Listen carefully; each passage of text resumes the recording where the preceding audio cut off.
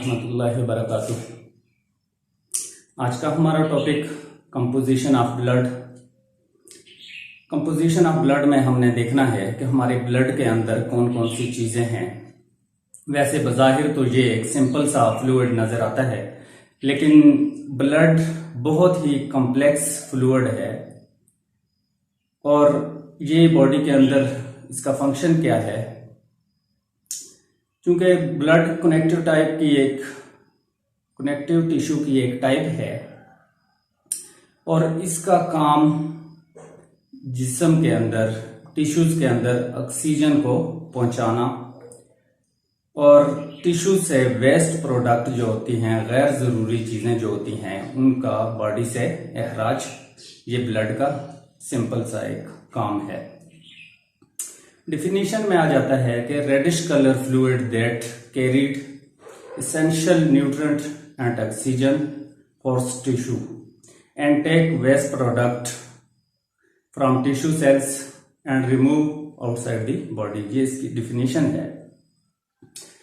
अब अगर हम ब्लड को एक टेस्ट ट्यूब के अंदर ले लेते हैं फॉर एग्जांपल, तो कुछ टाइम के बाद ब्लड दो हिस्सों में तकसीम हो जाता है। आपने एक्सपेरिमेंट किया भी होगा। तो जब हम ब्लड को एक टेस्ट ट्यूब के अंदर लेते हैं तो वो दो हिस्सों में डिवाइड हो जाता है। एक हिस्सा येलो कलर का और दूसरा जो होता है वो डार्क रेड होता है। अब देखें, अगर हमने एक ब्लड लिया है एक टेस्ट ट्यूब के अंदर, तो ये दो हिस्सों में आ जाएगा। ऊपर वाला हिस्सा जो है ये येलो कलर का होगा और जो नीचे वाला पार्ट होगा ये डार्क रेड होगा। अब जो ऊपर वाला जो है इसको हम प्लाज्मा कहते हैं और जो हमारे पास नीचे बचा ये ब्लड सेल है। अब प्लाज्मा हमारे ब्लड के अंदर कितनी मिकदार में है और रेड ब्लड सेल जो है और जो ब्लड सेल है वो कितनी मिकदार में है। प्लाज्मा 55% जो है वो प्लाज्मा है और 45% हमारे पास जो है वो ब्लड सेल है। अब पहले प्लाज्मा को डिस्कस करते हैं। प्लाज्मा जो है वो 55% है हमारे पास और प्लाज्मा के अंदर सबसे पहली जो चीज है वो वाटर है। अब वाटर कितना है प्लाज्मा के अंदर? 90% वाटर है। 90% वाटर है। उसके बाद हमारे पास आ जाते हैं प्लाज्मा प्रोटीन। प्लाज्मा प्रोटीन में तीन चीजें हैं, एल्बुमिन, ग्लोबुलिन और फिब्रोनेजन।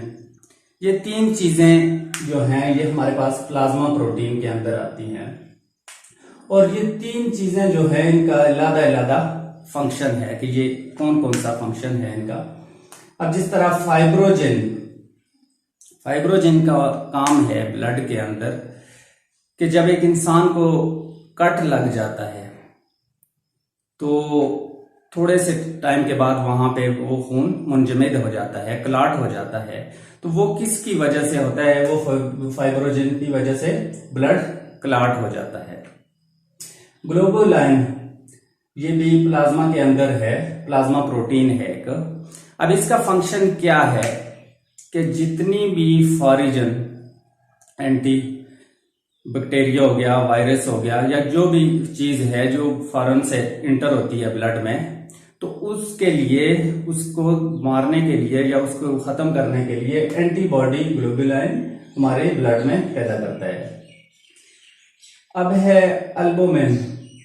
एल्बुमिन जो है ये हमारे ब्लड में ऑस्मोटिक प्रेशर जो वाटर का प्रेशर है उसको मेंटेन करने के लिए जो प्रोटीन है वो है एल्बुमिन। अब एक चीज आ गई वाटर, 90% आ गई। प्लाज्मा प्रोटीन ये तकरीबन 7 to 8% ये है। और इसके बाद तीसरी जो चीज प्लाज्मा प्रोटीन के अंदर है वो ऑर्गेनिक और इनऑर्गेनिक। ऑर्गेनिक के अंदर हमारे पास आ जाते हैं अमीनो एसिड, हार्मोन्स, ग्लूकोज और एंजाइम। ये चार चीजें ऑर्गेनिक हैं जो हमारे ब्लड में प्लाज्मा के अंदर प्रेजेंट होती हैं। अब इनऑर्गेनिक में कार्बोनेट आ गई CO3, फास्फेट PO4 और NCl सोडियम क्लोराइड, नमकियात जितने भी हैं ये इनऑर्गेनिक आ जाते हैं। अब ये तो हो गया प्लाज्मा जो कि हमारे ब्लड में 55% है। अब नेक्स्ट आ जाते हैं ब्लड सेल के ब्लड सेल हमारी बॉडी में कौन कौन से हैं। तो 3 तरह के ब्लड सेल हमारी ब्लड में पाए जाते हैं, red blood cell, white blood cell और प्लेटलेट्स। अब रेड ब्लड सेल जो हैं इनका असल काम क्या है और इन्हें कहते क्या है। रेड ब्लड सेल को रेथ्रोसाइट भी कहते हैं और इनका जो काम है वो ऑक्सीजन को कैरी करना, ऑक्सीजन को लेके जाना टिश्यूज तक, टिश्यू सेल्स तक। अब शेप के लिहाज से जो व्हाइट ब्लड सेल हैं आपके वो कनकेव शेप में बने होते हैं, इस शेप में दोनों साइडों से ये अंदर की तरफ होते हैं, मकर होते हैं। और ये कहाँ पे पैदा होते हैं या प्रोडक्शन इनकी कहाँ पे होती है, ये बोन मैरो के अंदर पैदा होते हैं व्हाइट ब्लड सेल। अब इनकी जो तादाद है 5 to 6 मिलियन, जो रेड ब्लड सेल हैं इनकी जो तादाद है वो 5 to 6 मिलियन। एक कतरा खून के अंदर जो है 5 से 6 मिलियन जो है रेड ब्लड सेल पाए जाते हैं। अब रेड ब्लड सेल जो होते हैं क्योंकि इनकी लाइफ जो है वो बहुत कम होती है, 120 डेज इनकी लाइफ होती है, उसके बाद ये डेड हो जाते हैं, मर जाते हैं। तो ये जो डेड हो जाते हैं ये कहाँ पे चले जाते हैं, ये स्प्लीन तिली के अंदर चले जाते हैं। अब चूंकि रेड ब्लड सेल के अंदर न्यूक्लियस नहीं होता, तो जब न्यूक्लियस नहीं होगा, गोल्जी बॉडी नहीं होगी, साइटोप्लाज्मा नहीं होगा, तो ये मजीद जो है आगे नहीं होंगे, बनेंगे नहीं। तो जब ये डेड हो जाते हैं ये स्प्लीन में चले जाते हैं, स्प्लीन को इनका कब्रिस्तान भी कहा जाता है गॉड। तो फिर जो है बोन मैरो से नए रेड ब्लड सेल प्रोड्यूस होते हैं। दूसरे नंबर पर हमारे पास आ जाते हैं व्हाइट ब्लड सेल, लीकोसाइट भी इनको कहा जाता है। अब इनका काम क्या है बॉडी के अंदर, इनका काम डिफेंड, क्योंकि ये भी एंटीबॉडीज पैदा करते हैं और जितनी भी एंटीजन है, वायरस है, बैक्टीरिया है, जो फॉरेन अटैक है उससे हमारे बॉडी में ब्लड के अंदर ये दिफा करते हैं।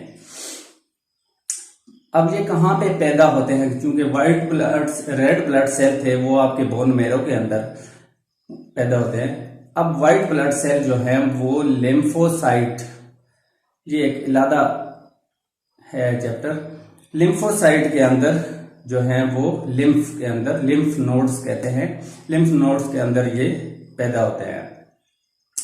अब तीसरे नंबर पर हमारे पास आ जाता है प्लेटलेट्स।